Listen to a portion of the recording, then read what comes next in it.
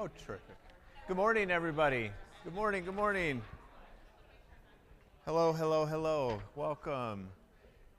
10 minutes ago, there were two of you here, so this is lovely. So nice to see you this morning. It's we're like in the thick of summer, right? And that means being gone, perhaps. It means enjoying warm summer mornings. And so of all the places you could be, we're glad that you're here with us. It matters that you're here, so thank you for being here. I've got like lots to share with you. Did you notice anything as you drove in the parking lot this morning? Some people like it. Maybe some people don't. I don't know. The green color out there on the facade, yeah. Needs another coat, and a few other pieces will get wrapped up this week, but that's happening. And then relatedly, there's this potential thing happening with our parking lot. And that is a really like surprise opportunity that's come to us. If we sent out an email, I think I sent it on Thursday or Friday. If you're on our email list, you can go back and watch the video. It has more details. But we're offering a couple of options, a couple of times for you to learn more about this, because it's just more than we can like share in this space. And we want to have some dialogue. So one option would be to hop on a Zoom call tomorrow at 7. I know the link to that Zoom call is in the email that we sent out last week. We'll also maybe try to remember to put it in Church Center. If you can't make Monday, and maybe you go to the Fireside Chats or you want to check out a Fireside Chat, that's Tuesday at 7:15, as it always is. And we'll take a little bit of time during that gathering to talk about this. And then next Sunday, immediately after our gathering, we'll have a third option. They're identical. They're not different. You don't need to go to all three. But if you go to one, that'd be great. Here's why. Yes, we want you to know more about it, but we also need to know if we have enough people who would say, yeah, I'll help make this project happen. Because there is going to be some maintenance and care needed on our end for like weeding the space and watering the space, especially in the first year. So we want to share more about that. It's a really cool opportunity, and it could be a huge gift to us. So there's some options on when you can learn more about that. Brian, the next slide is Group Sundays, and that is 2 weeks from today. We are doing this twice this summer, and I think these are the options in the Group Sunday weeks. We haven't totally nailed them down, but I'm pretty sure we'll be able to pull this off again. So those are what we're anticipating for 2 weeks from now. If you don't know, Group Sundays are Sundays where we come and spend the first 10 minutes together here in this space, and then we break into these different groups. You choose which one you want to go to, and then we come back together for a brief time at the end. So that's coming up in 2 weeks. Right after that, on July 30th, is a gathering that Sarah Verkijk and Janelle DeBlay are hosting. A simple chance for community and connection. They have no real agenda. There's no specific thing even that they're doing. They're just trying to create a space for anyone who's wanting to connect, wanting to have an evening together with some other great people. So that's happening July 30th at 7. The details will be in Church Center. I don't think they've nailed the place down yet. And once they do, we will then put that in Church Center.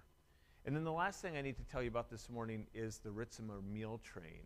We've been talking about this for a week. It's been in an email. We made meals last week for them. Todd Ritzimer, this is Todd and Amy. Todd was diagnosed with diabetes, I don't remember how many years ago, relatively recently. And a couple weeks ago, they were out west having a great family vacation.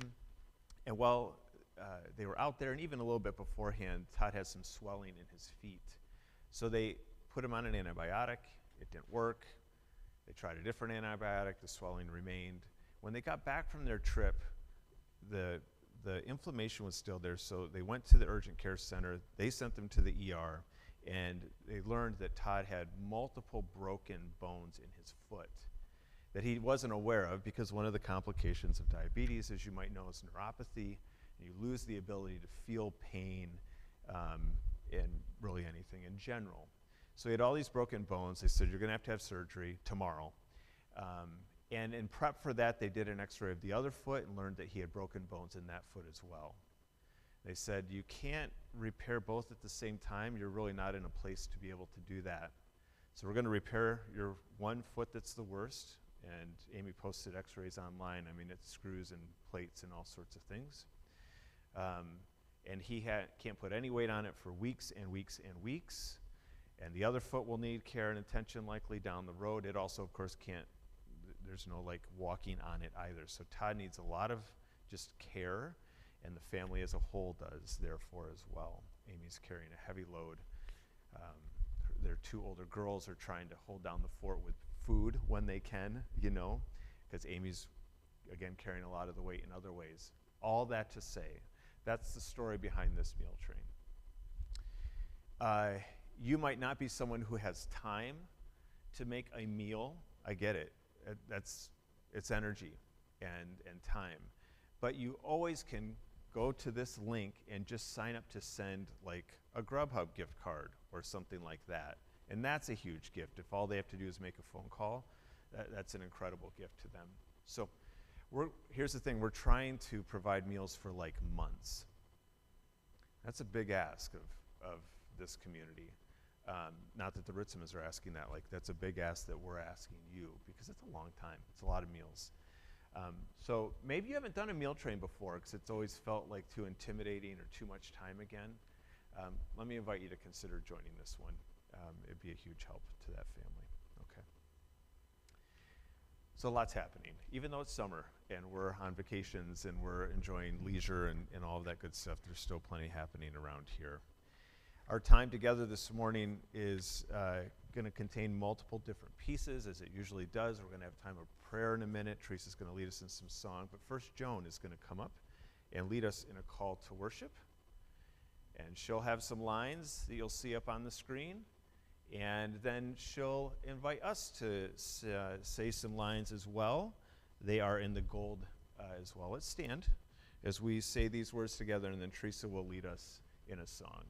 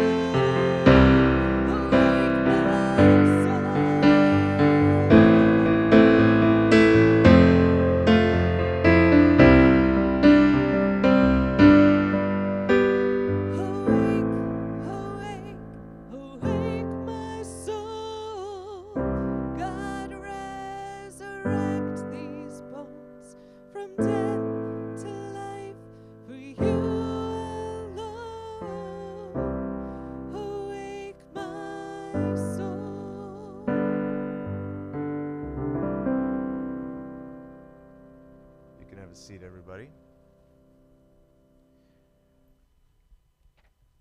I want to invite us into a time of prayer, a time that we use often around here, of praise, protest, and petition.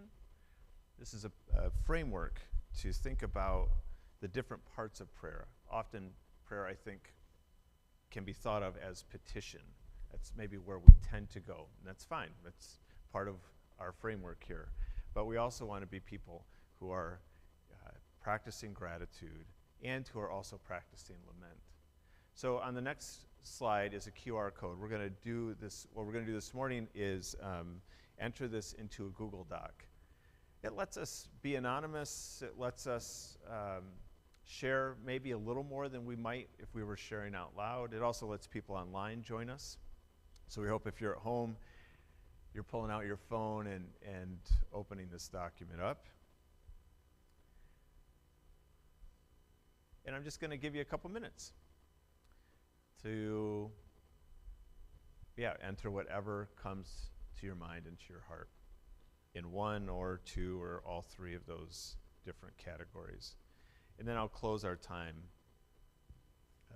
once we've had a few minutes to do that. So let's bring our prayers to God.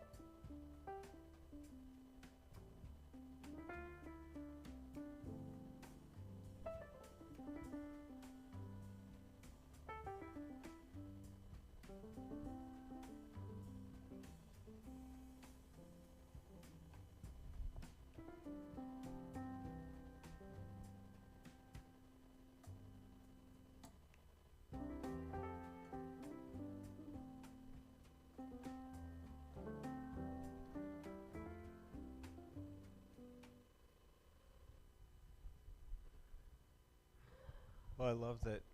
I think Monroe made the list many times. Probably the top vote getter of things. I also love that a couple different people just laughed at the chaos of us all trying to put something in a Google Doc at the same time. Let me invite us to just collectively lift these things up before God. I obviously can't name all of them, but I'll name a few here as we close this time here. God, for the things that we are grateful for, and thankfully there are many, we give you thanks. For the ways in which people have been welcomed and loved, for the ways in which people have found joy and connection, for answers to prayer, and for gifts that are material and tangible, we thank you. Help us to be people who are very mindful of all that is worthy of our gratitude. And for all that is not as it should be, we lament, we cry out. We don't understand this world. We don't understand the decisions that are made by people in power. Our hearts break over war, over genocide, over policies that do not lift the vulnerable up, but place more of a burden on their back. We ask not only, God, that it would be different, but that we would be people who are paying attention to ways that we can be part of change, ways that we can stand up and be a voice for the voiceless, ways that we can use our power and position and privilege for the sake of the other. In order to do that, not to mention, in order to just make it through our everyday lives, we need many things. We need to be able to hear the voice of your Spirit. We need to move at a pace that allows us to not be overwhelmed. We need patience. We need hope. Whatever it is that we need this morning, God, we believe that you meet us in our need, and you offer us, again, good gifts. We thank you that you hear us.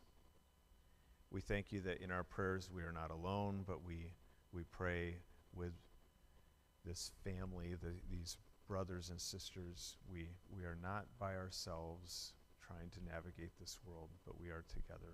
For all these things, we thank you. Amen. Amen. Well, we're going to have a chance to practice togetherness, and so I want to invite you to stand up and to say hello to someone this morning. Chances are good you haven't seen someone, at least this person, for a couple of weeks. Find somebody you haven't seen for a little while, say hello. We'll take a few minutes to do that here.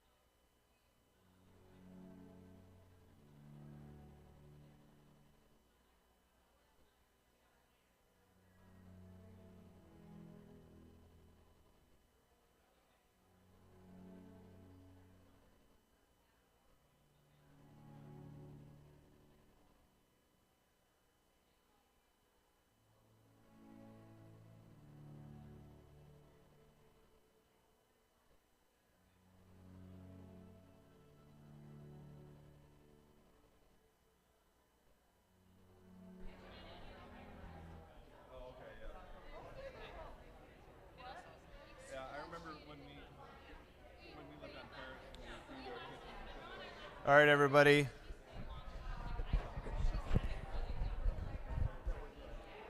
We will have more time for talking and conversing, promise. Why don't we grab a seat?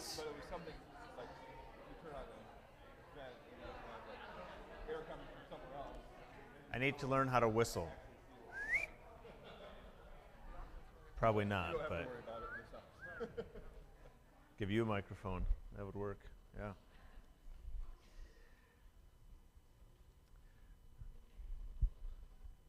Well, we had a week of service last week. The week before that was a group Sunday.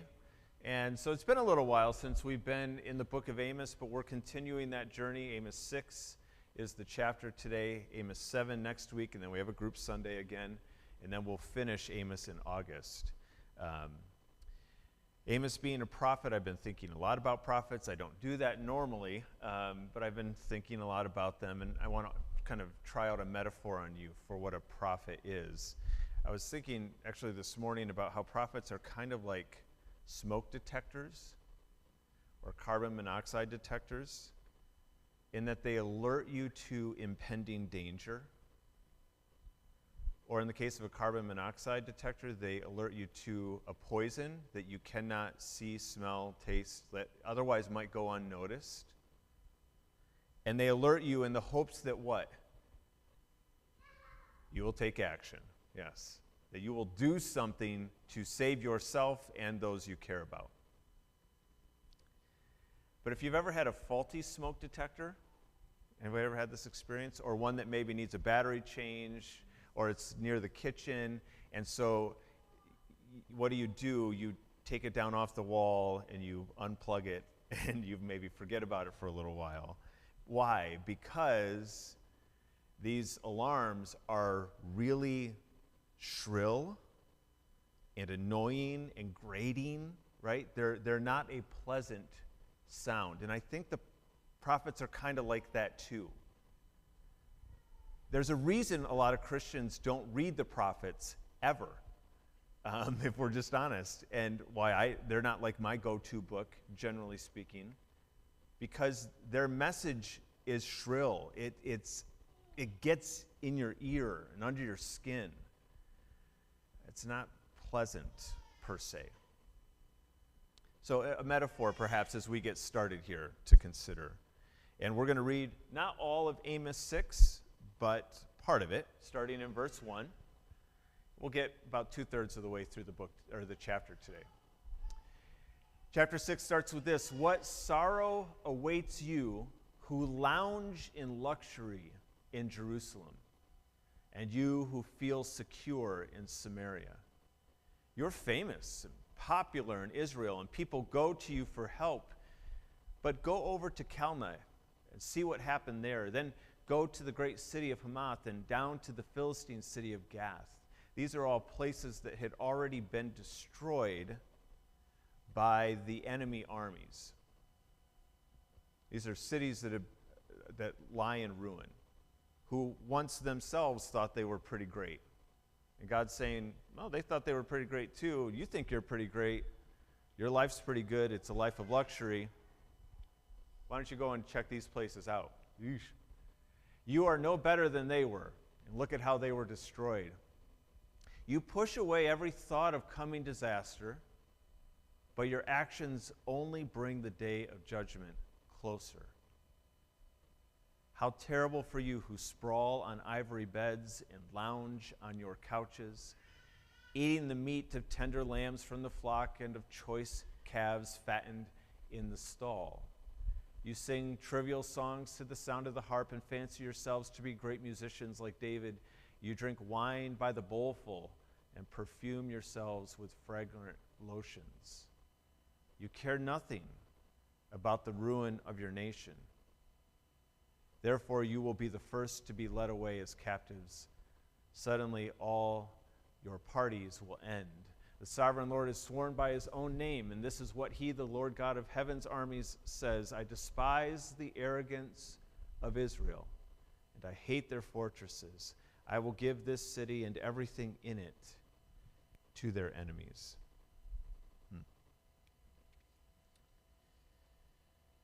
So here in chapter 6, Amos is sounding the alarm. If he's like a smoke detector. And he's sounding the alarm in two ways. He's warning of arrogance and apathy. I mean, it's pretty clear. Verse 8, there's no mincing of words. I despise the arrogance of Israel. You brag about your conquest of Lo-debar. You boast, didn't we take Carnaim by our own strength? We didn't read verse 13 a moment ago, but there it is. A couple of spots where Amos is calling out the arrogance of Israel.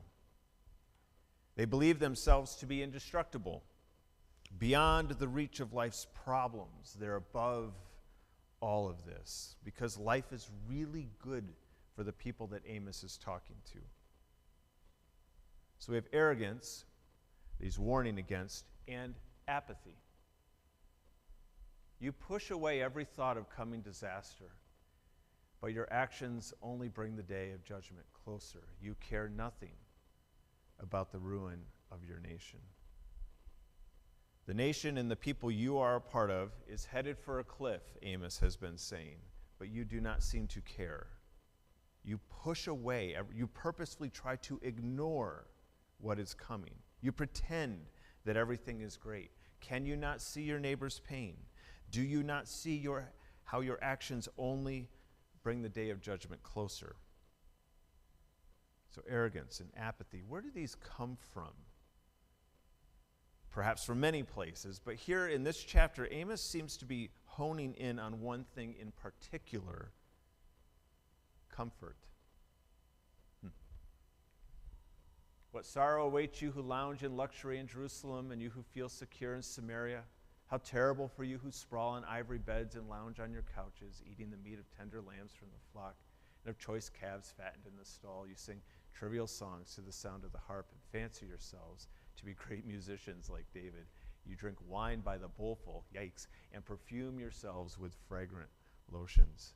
Ivory beds, bowls full of wine, the finest food, fragrant lotions. This is luxury. Amos is talking to people who are experiencing a level of comfort, significant comfort, and he's sounding the alarm. Now, let me be very clear, very, very clear. Comfort is not, in and of itself, evil. This is not a sermon about how things like a great steak or a comfortable sofa must be cut out of your lives forever. This is not a sermon about how comfort or pleasure or material things are evil in and of themselves. A few years ago, we bought our first car with heated seats, and I love them, okay? Are heated seats a necessity? Of course not. They are a luxury. There's nothing else to call them but that. I don't have an ivory bed, but I have a king bed with really nice sheets and a comfortable comforter. If Amos came to my house, would he tell me to get rid of my bed? I don't know for sure, I suppose. But I suspect that Amos's words to me would be about what impact those luxuries are having on my mind and my heart, not so much about what luxuries I have. I don't think Amos is warning us against having an incredible dining experience at a great restaurant. I think he is warning us that life's comforts can dull and lull us to sleep.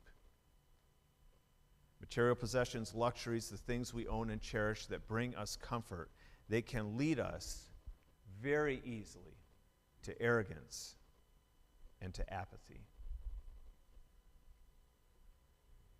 10 years ago, 15 years ago, in the days when people would sleep outside of an Apple store at the release of an iPhone, do you remember this? Some of you are old enough to remember this. I was out with a group of friends, and someone had just gotten a new iPhone. And I mean, this was like a big deal.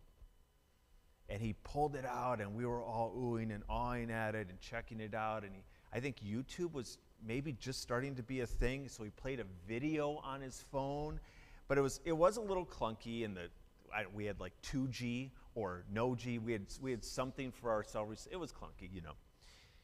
And I had just gotten a new phone. I don't even know who the maker was. LG, Nokia, I don't know. But I pulled my phone out. It had a bigger screen. Get this. Built into the back of the phone, not on its case. I didn't have a case. I was too cool for that. The back of the phone had a built-in kickstand. Okay? So I pulled out my phone. I said, I was just watching a video the other day, and I hit play, and I turned it to landscape mode, popped out the kickstand, put it down on the table, and people were like, whoa, whoa, you know. And I remember feeling so good about myself in that moment. True, that's like one small story from my life. But I think it's indicative of the way that material possessions can work on us. They can cause us to feel just a little bit better. Maybe I've done this. I pull into a parking lot. I remember my previous employer, who I worked for a whole bunch of years, had a lot of recent college graduates as its employees. And these poor young people were poor, okay? And so they drove just cars that were nothing, you know, old beaters and all this sort of thing. And for a while when I worked there, I was driving our gold minivan, which is indicative of a retired person, okay? But I drive a gold minivan in, and I remember driving in and feeling like, gosh, I don't have a car that's any better than anyone here. But then some days I would drive this newer car with heated seats. And I would pull in and feeling like, all right, okay, yeah, better than everyone else, most everyone here. Very subtle. I don't know that in the moment I even necessarily would have recognized it. But we're always in this, I think, in this comparison game so often around material possessions. And when I happen to have a possession that is better than someone else, however that's measured, I can feel better about myself. Part of that, I think, is because we attach our material possessions to our worth, right? And we think that everything that we have, we've earned. So if I have some really nice things, I've earned them. I deserve them. I've worked hard, you know, all this sort of stuff. And if I've worked really hard and I deserve it, and I have some really nice things, you don't have very nice things, that must mean you deserve it because you haven't worked very hard, and therefore I'm superior to you. See how this like plays out here pretty quickly? At least for me. Luxuries and the comfort that they bring are not evil in and of themselves, but one of the dangers of the luxuries in our lives is that they can lead us to feeling superior. The other danger is apathy. One thing that wealth and possessions, luxuries and comforts can do is they can isolate us. They can kind of enclose us in this very comfortable bubble. And if you have a lot of comfort in your life, you can reach this place where you don't really have to interact with a lot of people who are not as comfortable.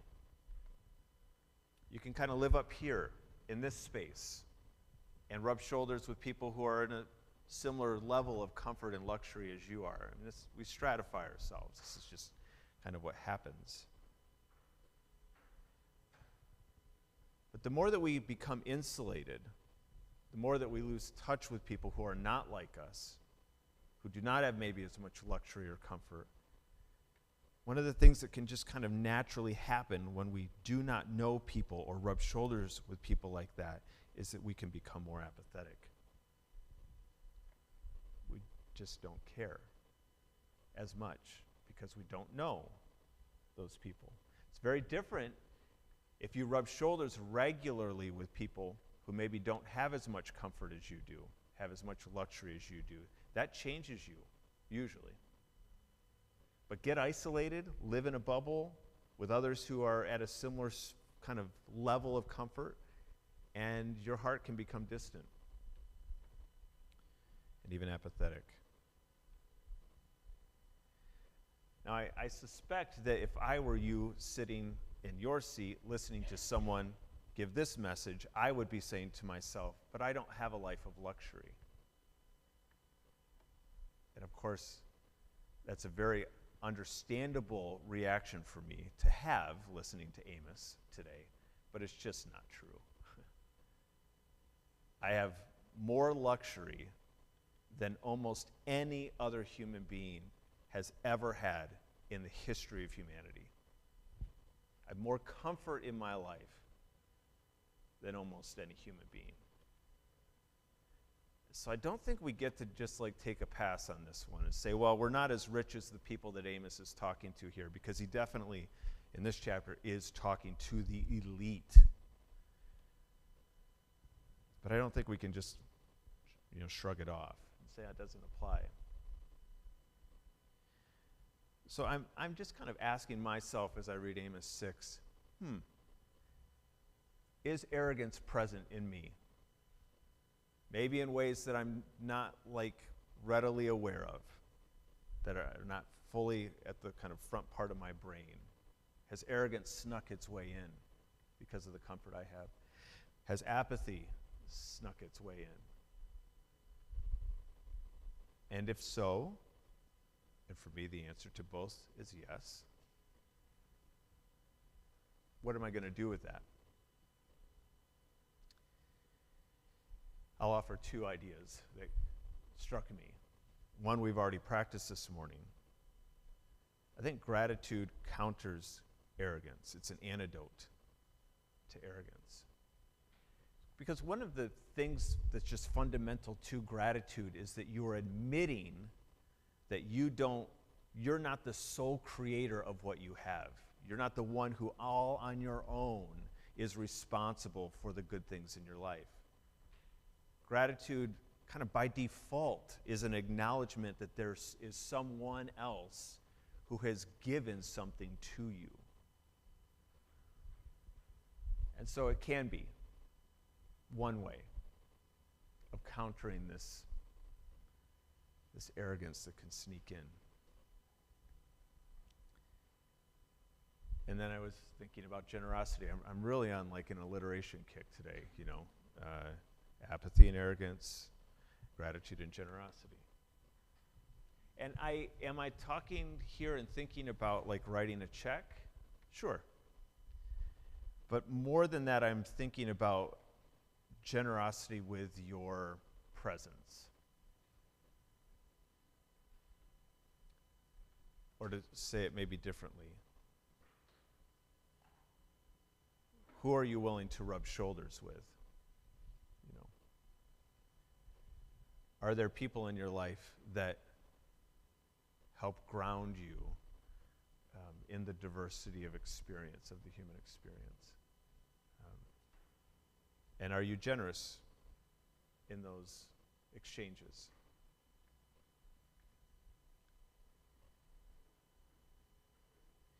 Don't know where you are. I've been, sharing with you where I am on these things. I wonder, where are you? Is apathy and arrogance present at all in your life? And if so, what would you like to do about that? The line that first struck me when I read through Amos 6, the one that struck me the most, is when he says, what does he say here? Let me find it. I think it's verse, yeah.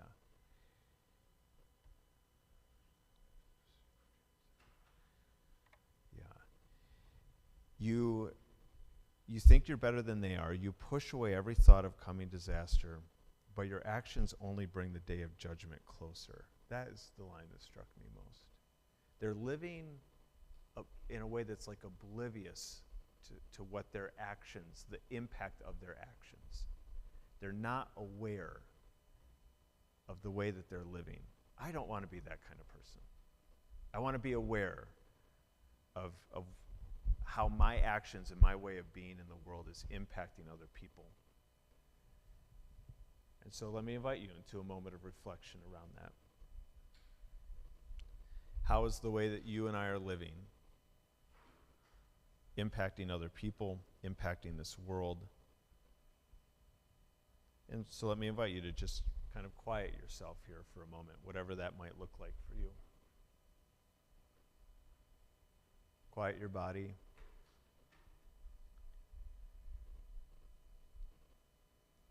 Become still for a moment.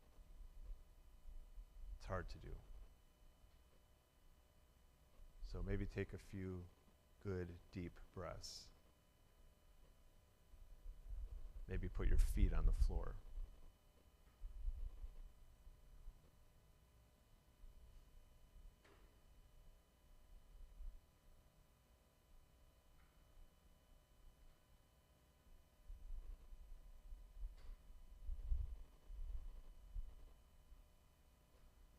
What in these ancient words strikes you today?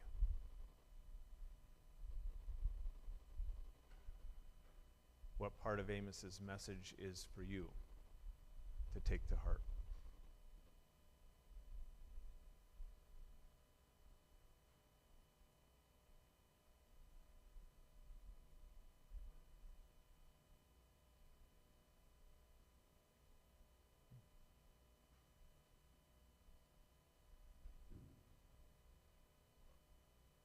God, give us eyes to see clearly how we are showing up in the world, and then the courage to make any changes that your Spirit would be leading us to make. Amen.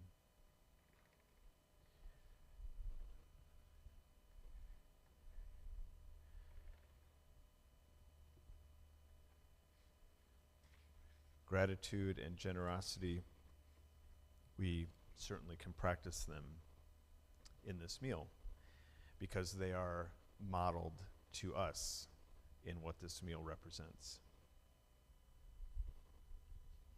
I mean, if this meal isn't about generosity, I'm not sure what it is about. Jesus willingly offering himself.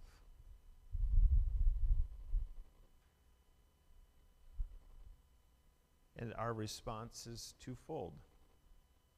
One of gratitude. We recognize this gift and we say thank you for it. And then we move into the world as generous people. So, as we take this meal together today, I'd certainly invite you to keep thinking about these themes that we've been seeing here in Amos. And I also invite you to be open to whatever God may want to say to you in the gift of this meal, because maybe it's something incredibly different. This meal is multifaceted, it's layered, it has so much to offer us. So may we each be open to whatever it has to say. I need a few folks to help serve this morning. And Nolan is not here. And if you know, so we're down one already, okay? So if you would be willing to help serve communion this morning, that would be a gift for sure. I think we'll just do one station up front here. So I need 3 folks if we could. One serving bread, one serving the cup, and one serving the gluten-free option. Thanks, Laura. And Deidre, appreciate it. Anybody else want to serve this morning? Thank you. Okay, then I will. Friends, these are the gifts of God for the people of God, and we invite you to come and share them together.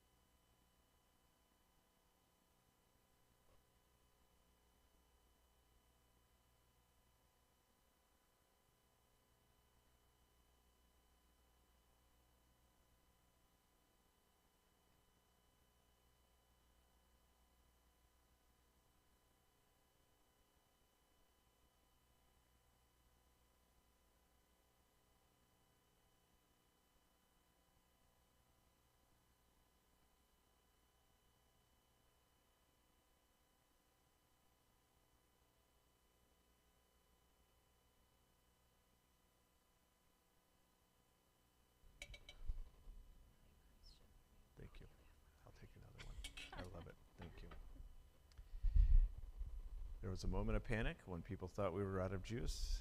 Good news. Jeff prepared us well. The body of Christ broken for you. Those words were said to you. Hear them again. The body of Christ broken for you. You are loved. You are cherished.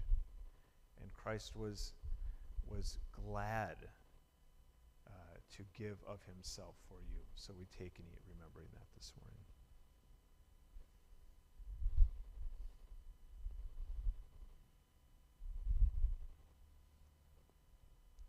Jesus says this is the cup of the new covenant.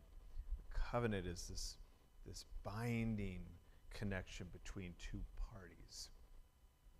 Jesus says this symbolizes this binding connection between you and God. Nothing can separate you from the love of God. Nothing. Remember that as you take and drink this morning.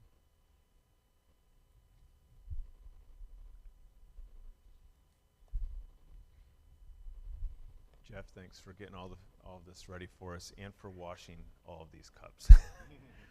You deserve something more than a thank you. But so that one basket, it'll make its way around all the way.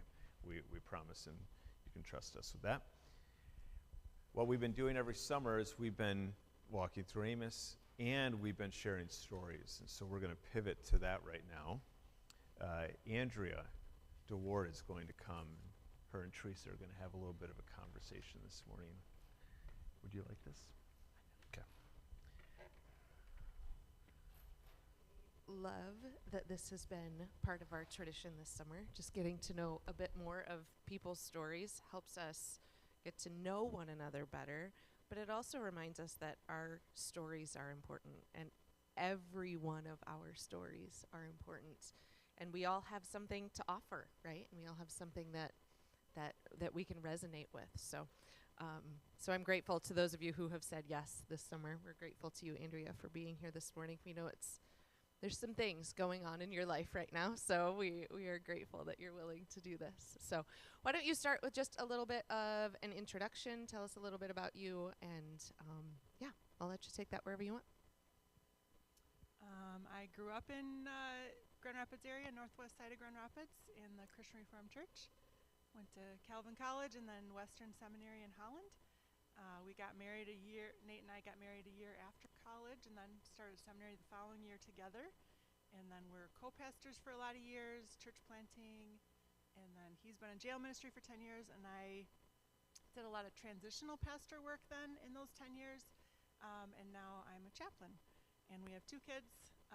Noel is 21, going to be a senior at Grand Valley, and Micah is 20, and he is going into his second year in Grand Rapids Community College. And that's about it. That's a lot wrapped up into about 30 seconds, so well done. We heard from Noelle earlier this summer, so she's been on her own adventures as well. So your adult children are doing some fun things and finding their own ways in life too. But in the last few years, you have come into a little bit of a different path, right? You've pastored with Nate on your own, and then you've entered into chaplaincy in the recent years. Can you tell us a little bit about how you got into that, what drew you to it, what you love about it, that kind of thing? When we started seminary in 2000 and graduated in 2003, the whole time I thought I was going to be a chaplain while I was in seminary. I went through a hospice volunteer training. I was researching year-long residencies to do my full-time chaplaincy training after graduation. And then in our final semester, things took a dramatic shift and we became co-pastors. We had not considered working together. We were not looking to be pastors of churches. That's just how God works. Weird. And then for many years, I kept thinking, I'm eventually going to do this CPE training, this chaplaincy training. It stands for Clinical Pastoral Education. And up until 2020, any chaplaincy job that was advertised, you were required to at least take 1 unit of CPE. If you want to be a full board certified chaplain, you have to take 4 units. So you have to go through this one hoop first. And I just never we had 2 surprise babies right at the beginning of our ministry. And so I never I looked at the program so many times and never did it until 2020 when all the churches shut down, and the church I was a transitional pastor for, they were small, they didn't have the people power to do the online stuff, and so I didn't have a job. And I thought, finally, this is the time, and I'm going to do chaplaincy training finally. Right at that time, because there was such a need, all the jobs started listing recommended or desired and not required anymore, but I went through the training in 2020 to 2021, and then I started this job in September of 2023. What drew me to chaplaincy, before seminary, Nate had a few family members who had passed away that I had spent significant time with in their final months.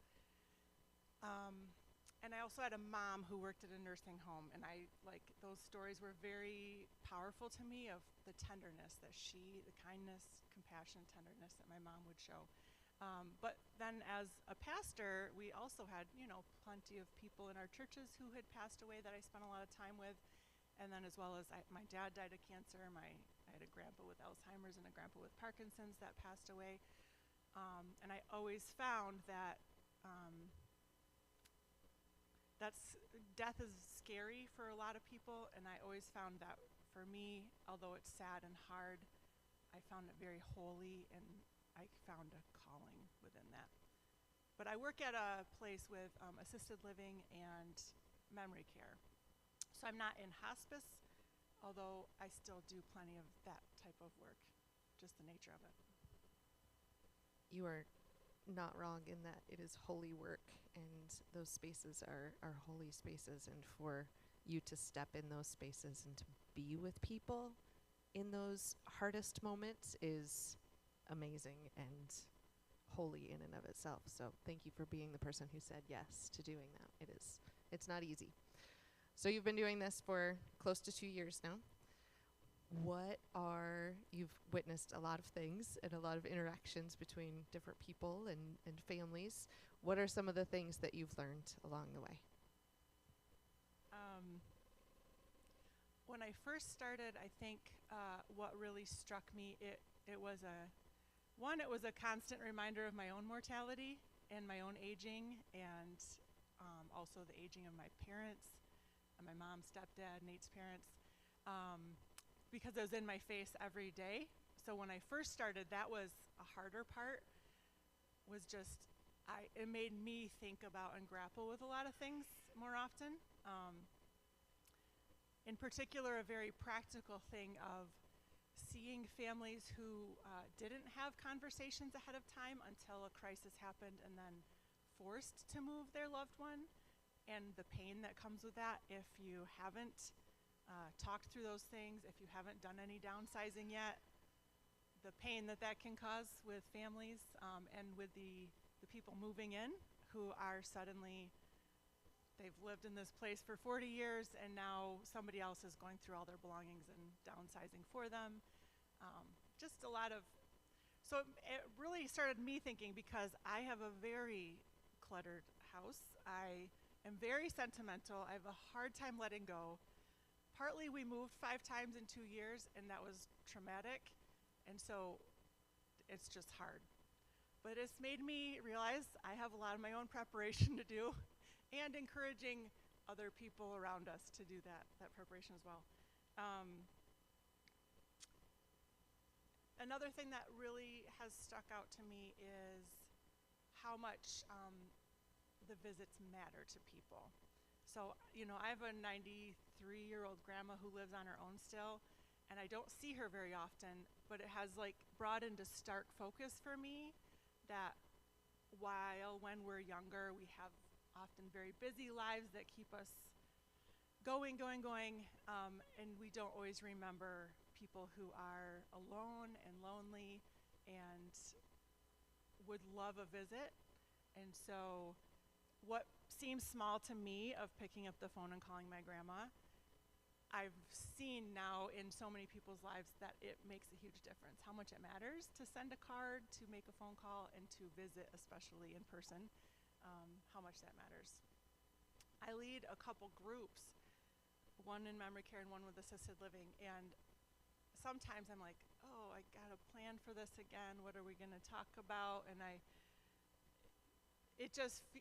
and I feel like I do most of the talking, but every single time they're so grateful. They love it. They love the time together. So what might not seem that big of a deal to me can be very important to other people. And so we all can play a role in that. I've been very touched by seeing aging couples. Has made me appreciate my husband more, and friendships too. You know, there's a lot of people who have, if they did have a spouse, many of them have lost their spouse, and so you see beautiful friendships form among the residents. That is very special and touching, to see how people care for one another. You know, one guy in a wheelchair, he always goes and gets drinks from the drink fountain for other residents and like delivers them to the tables. Or, you know, different residents, if they are different issues they might have, other people will like, I'll cut your meat for you. Or it's just so many little tender things that people are so caring for one another.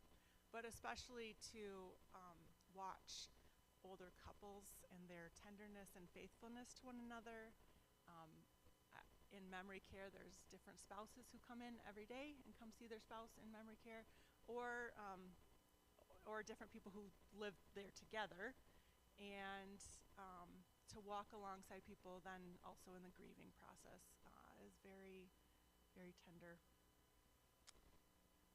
And then my last thing is that I think is applicable to all of us as well is I am continually reminded never to discount any interaction that has the opportunity to turn into something deeper and more meaningful, because lots of what I do is more like mundane.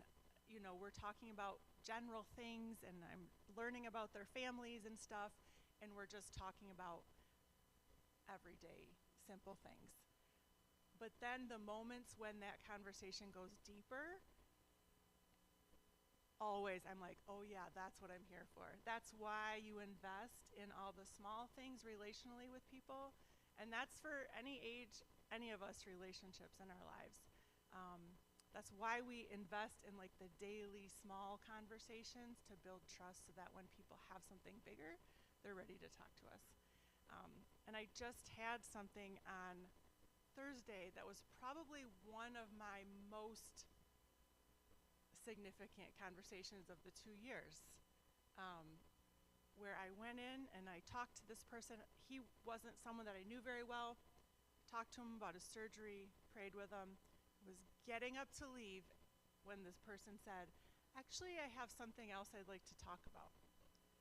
And we went on to have an incredibly deep conversation about their LGBTQ grandchild and their partner.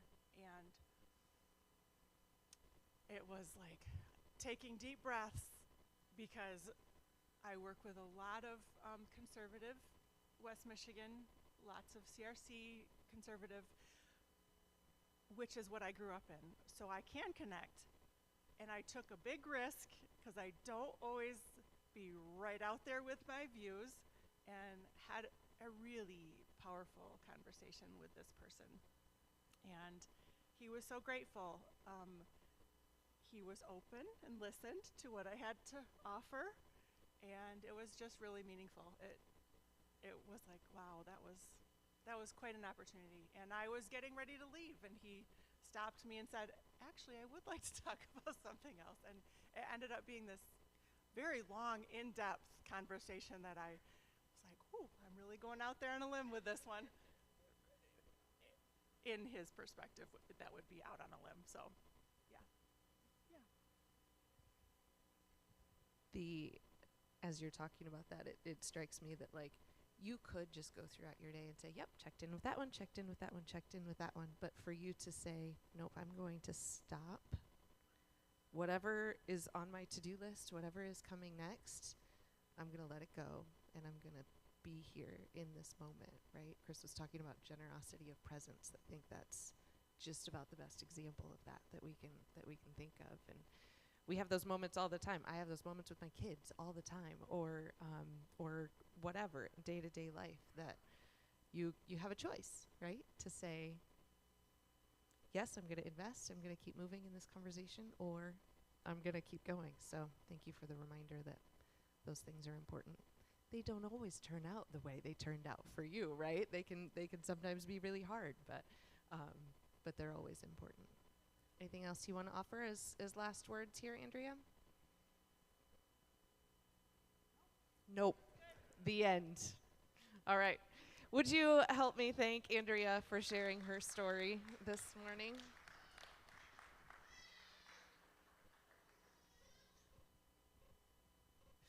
Monroe is sad that part is over. So am I, Monroe. So am I. That is a gift.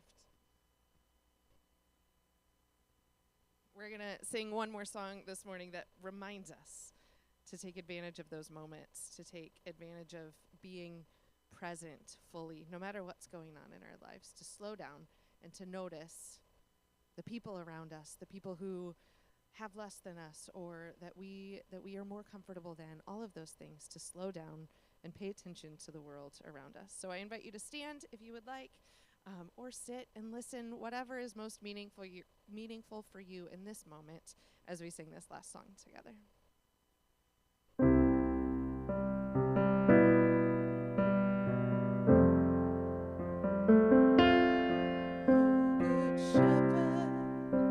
Teach me how to rest. I'm rushing on. Will you make me to lie down? Will you build a fort by the waters that refresh? Will you call my name and lead me safely out?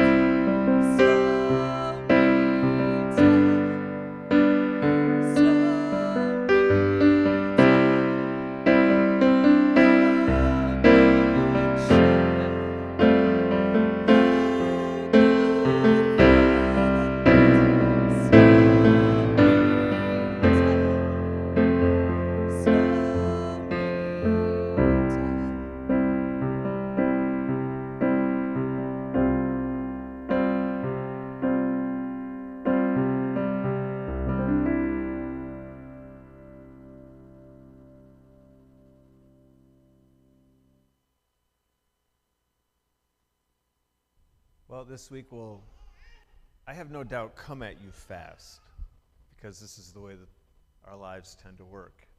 And so that song, maybe you need to find it on Spotify and come back to it this week. Or you just need to keep it in your mind and in your heart. Slow me down, because it's in the slowness, it's in that space that we are present to each other. We're able to hear the voice of the Spirit. And so that's my prayer for you this week. I'll make it my blessing as well. May you be people who this week slow down, and in the slowing, hear God's voice of love for you. Be those people. Amen. Thanks for being here, everybody.